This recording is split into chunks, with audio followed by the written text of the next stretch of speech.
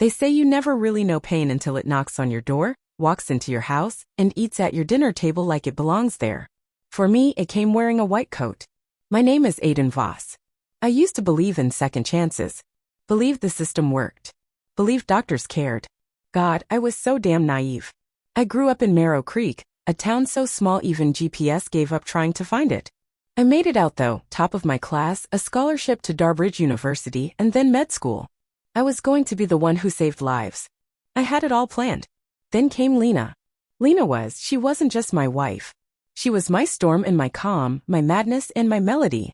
We met under fluorescence and stress, both interns, both exhausted, both too stubborn to quit.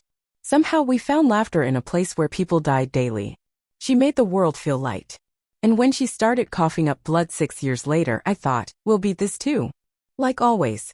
We were wrong. The diagnosis came fast. Too fast. Clear cell sarcoma. Rare. Aggressive. They gave her 18 months. I remember sitting in the clinic room, her hand trembling in mine as the words echoed off sterile walls. 18 months. But it wasn't the cancer that killed her. It was the system. The first red flag came when Dr. Kelmar, her oncologist at the private Braden Institute, suggested a clinical-grade compound, not yet on the market. Said it was her best shot. No side effects. No paperwork. Just sign a waiver. Lena trusted him. We both did. He was the kind of man who wore confidence like cologne, thick, suffocating, intoxicating. She started the treatment within the week. At first, she improved. Her skin brightened. The tumors shrank. We let ourselves believe. We laughed again. Made a list of cities we'd traveled to when she beat this thing. Venice. Kyoto. Marrakesh. We were idiots. 3 months later, she collapsed in the shower. Her skin had started peeling, not flaking, peeling. Like something underneath was trying to crawl out. They told us it was an unforeseen immunological reaction. Medical speak for we have no idea. But I did. I started digging. Pulled up her lab reports, hospital logs, shipment manifests. And that's when I saw it. The name of the compound, X12-Rho. Not listed anywhere in open databases. Not FDA approved. No trials. Nothing. I confronted Kelmar. He laughed in my face. She signed the waiver, he said. That's all that matters. 3 weeks later, she died. In my arms. Blood leaking from her eyes. Skin cracked like old bark. I held her as she whispered, I trusted you, and I trusted him. Then she stopped breathing. And something in me broke. At her funeral, people said things like, she was so strong, and she's in a better place. But all I could think was, no one's ever going to pay for this, are they? Kelmar kept working. Kept smiling for cameras. Called her death an unfortunate outcome at a pharma gala a month later. That night, I drank half a bottle of bourbon and stared at myself in the mirror until I didn't recognize the man looking back. I thought, if the system won't punish him, I will. I started small. Calling every contact I had from my med school days, trying to track down anything on X12-Rho. Most hadn't even heard of it. A few hung up the second I said the name. But one name came up again and again. Irasin. Former biotech researcher. Whistleblower. Disappeared 3 years ago after testifying against a private drug trial company, the same one now funding Braden Institute's research wing. I found her, living under a different name in a crumbling apartment 2 cities over, constantly looking over her shoulder. Paranoid. Scarred. But she remembered Kelmar. And what she told me shattered what little peace I had left. He knew what that compound would do. They all did. It was never about curing anyone. It was about data. About proving a theory. Your wife was a goddamn experiment, Aidan. I felt my heartbeat in my throat. My hands went cold. My jaw clenched so hard it hurt. She wasn't supposed to die like that, I said, barely able to breathe. She wasn't supposed to survive at all, Ira whispered. That night, I didn't sleep. I made a list instead. At the top, in capital letters, Dr. Kelmar. And under it, 5 more names. I didn't know how I was going to do it. But I knew one thing for certain. They were all going to bleed for what they did to her. One by one. And I was going to enjoy every second of it. The thing about revenge? It doesn't start with blood. It starts with silence. I stopped talking to people. Stopped answering calls. I let the hospital where I used to work quietly remove my name from the schedule. No exit interview. No goodbye cake. Just a soft erasure, like I'd never mattered to begin with. It was better that way. Lena's side of the closet still smelled like her shampoo. I used to lie there at night, breathing it in, hoping if I stayed still long enough, I'd wake up from this nightmare. But morning always came. And her side stayed empty. I wasn't sleeping. Not really. I was preparing. I rented a storage unit on the outskirts of Braden County. Started filling it with old textbooks, printed court records, chemical registries, NDA leaks, anything with Kelmar's name on it. I mapped connections between research firms, shell corporations, donation flows. His hands were in all of it. And then I found the grant. Braden Institute had received a private $9.6 million donation 6 months before Lena's treatment. Labeled, Trial Group D, Subject Immunostress Tests. There it was. Right in plain sight. She wasn't a patient. She was Subject D19. A line item. I snapped the pen in my hand and laughed like something inside me had finally rotted. That's when the pain turned into purpose. I needed someone who didn't ask questions. Someone who didn't blink at blood or gray areas.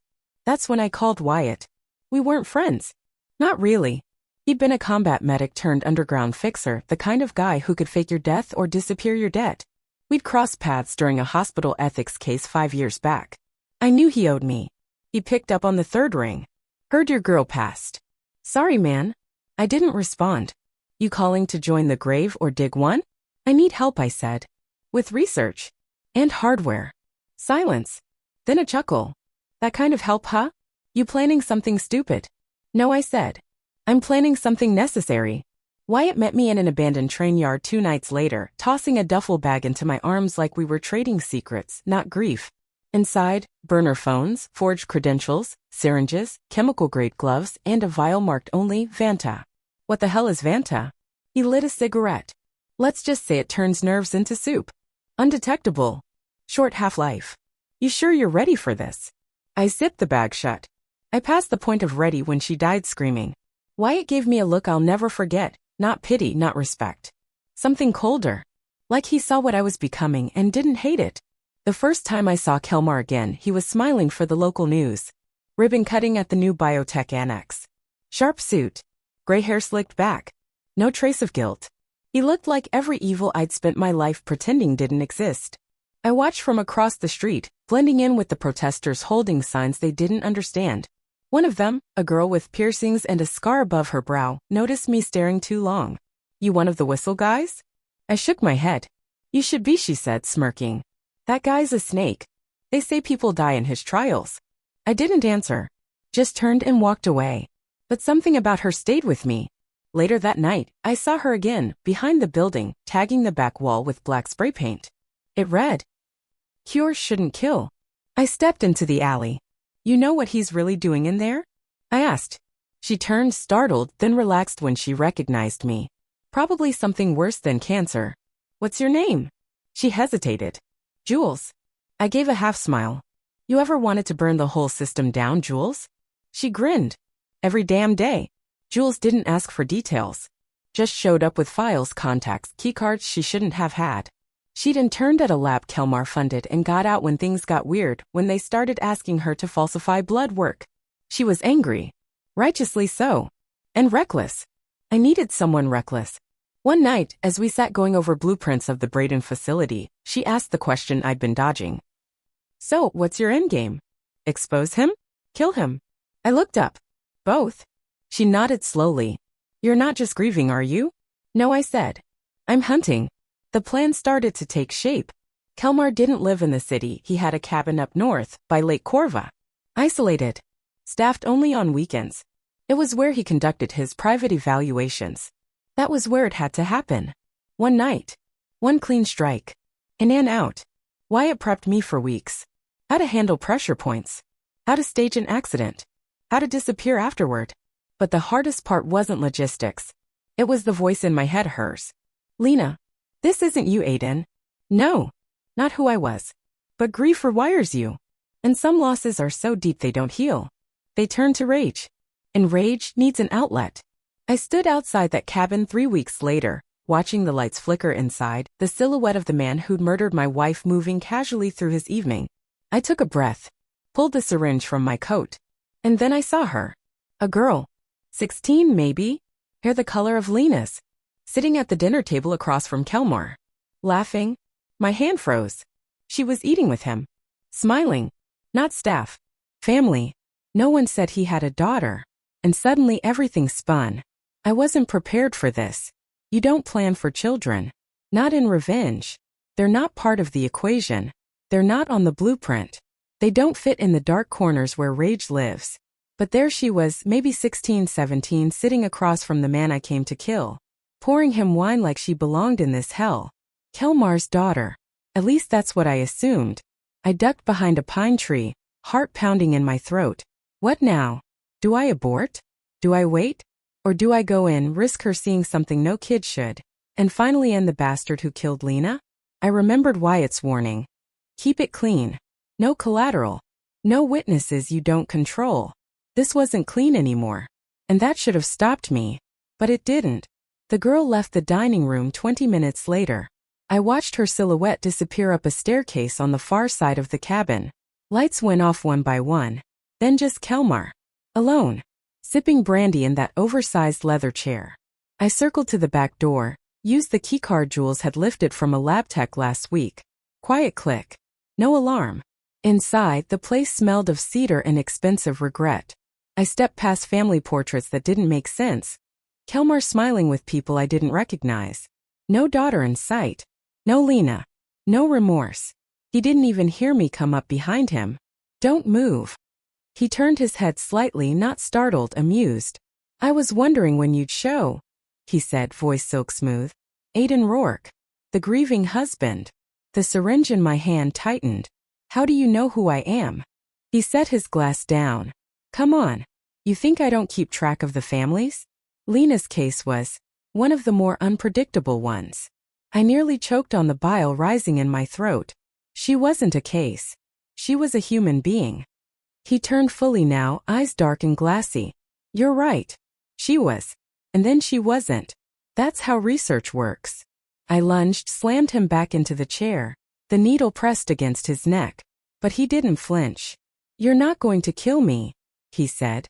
Not while she's upstairs. Your daughter. He laughed.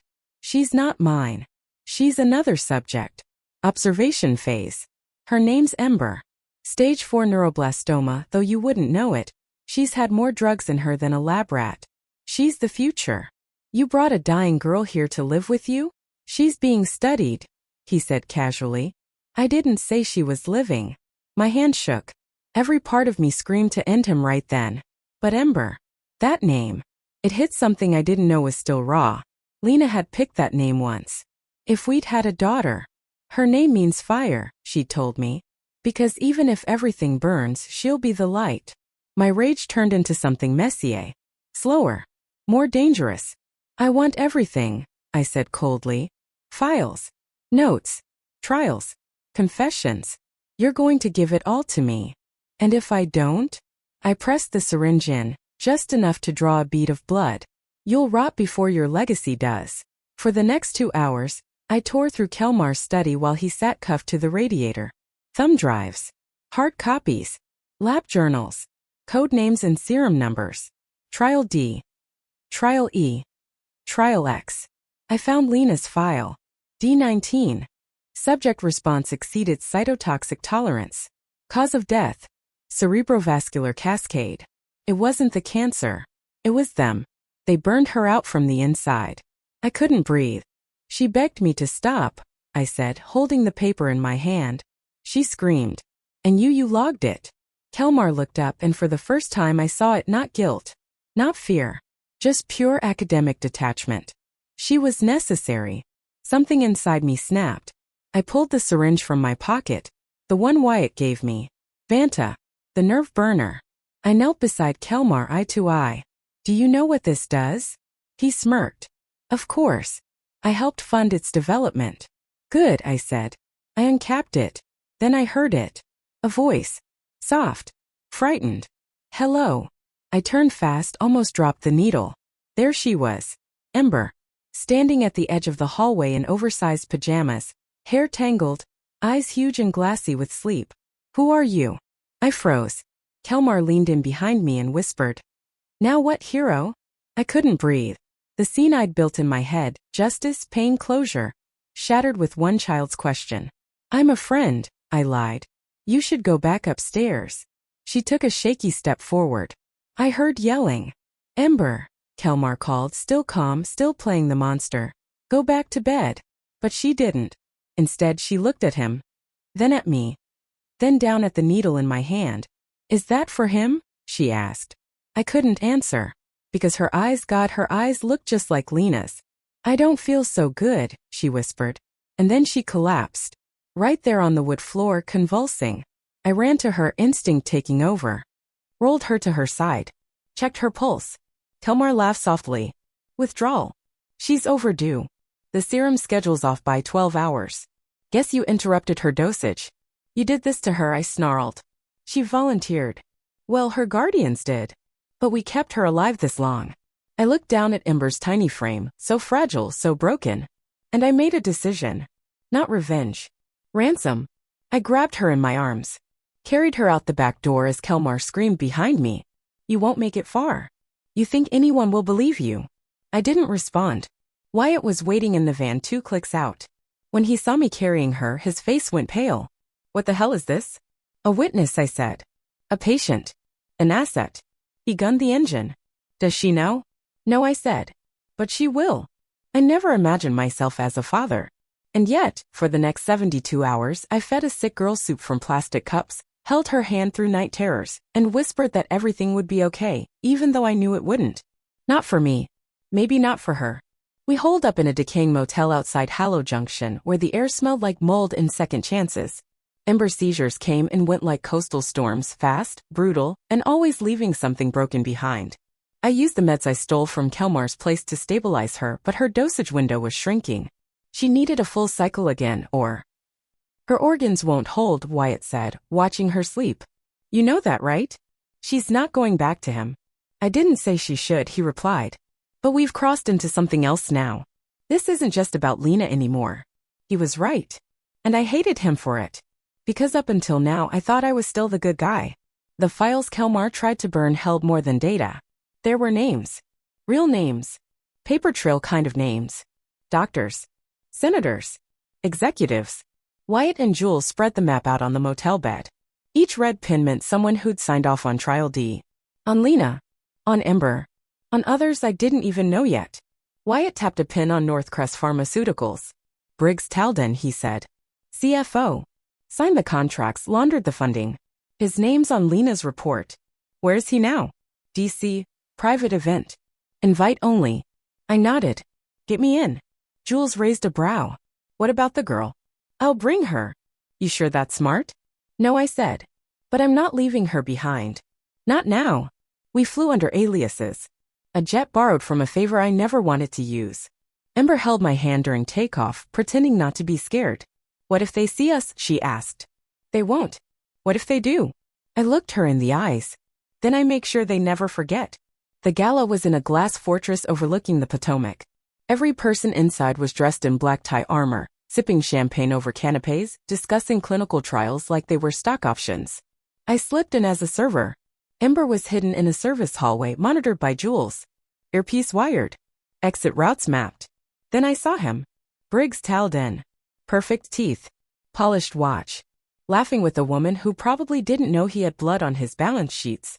I made my move just as he excused himself to the bar. Mr. Talden. He turned, polite confusion masking whatever predator lived beneath his skin. Yes. I think you knew my wife. Lena Rourke. D19. His smile vanished.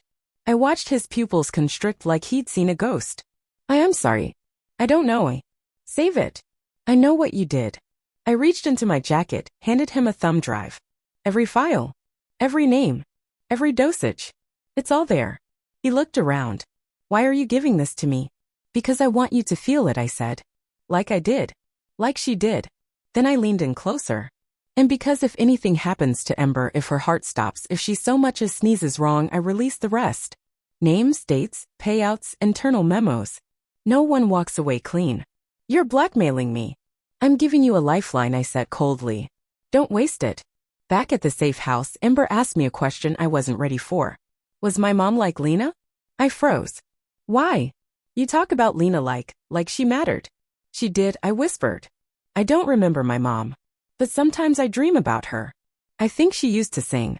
She curled into my side. Do you think I'll die? My throat closed. She wasn't asking out of fear. She was asking out of routine. Because she'd been told it was coming. Over and over. No, I said. You're not going to die. You promise. I lied again. I promise. But the next morning she collapsed. Her pulse dropped to 42. Her skin went cold. I fumbled for the injections, but the vials were empty.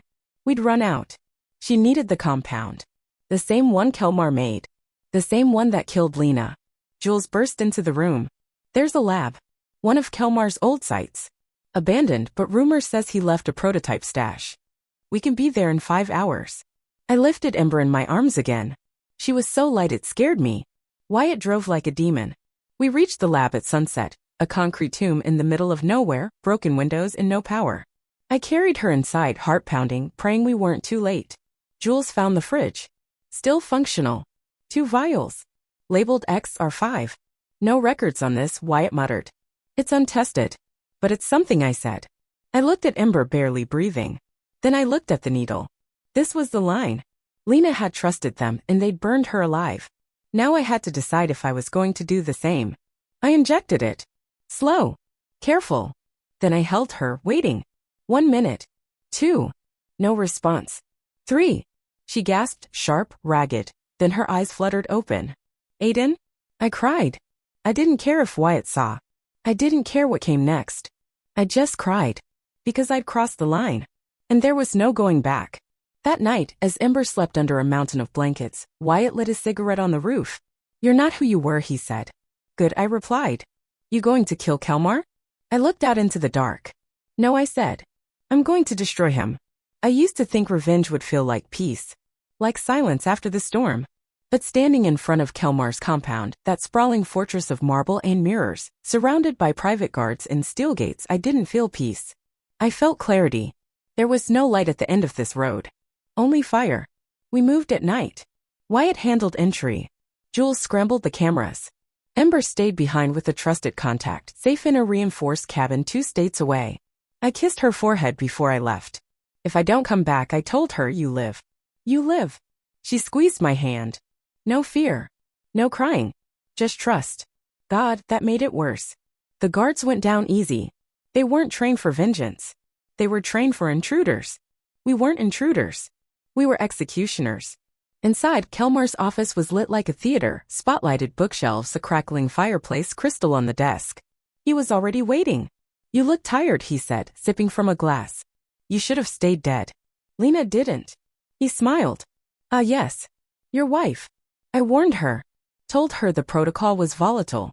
She insisted. Sacrifice, she said. For the greater good. Is that what you told yourself while she seized in front of you? Kelmar stood, smooth and slow. She died for science. For the cure. She died because of you. He raised an eyebrow. And what about the girl? Ember, isn't it? You think injecting her with my discarded serum makes you a savior? You've accelerated her degradation. You bought her weeks. Maybe less? No, I said, stepping forward. I bought her a chance. Something you never gave anyone. He chuckled. Still clinging to that righteous rage. Tell me, what will killing me solve? Nothing, I said. But exposing you? That might save everyone else. I pulled out the transmitter. The signal was already live. Every word Kelmar said, every admission was streaming to a secure server Jules set up.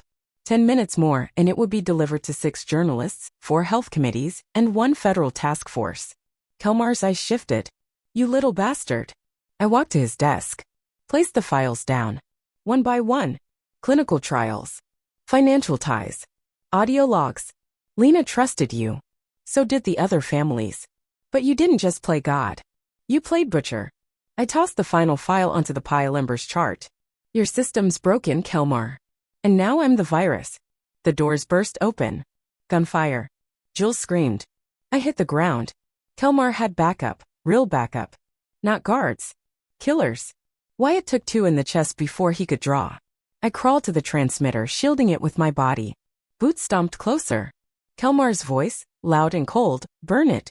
All of it. No, I whispered. I reached under my coat. Pulled the second injector. They didn't know what it was, but I did.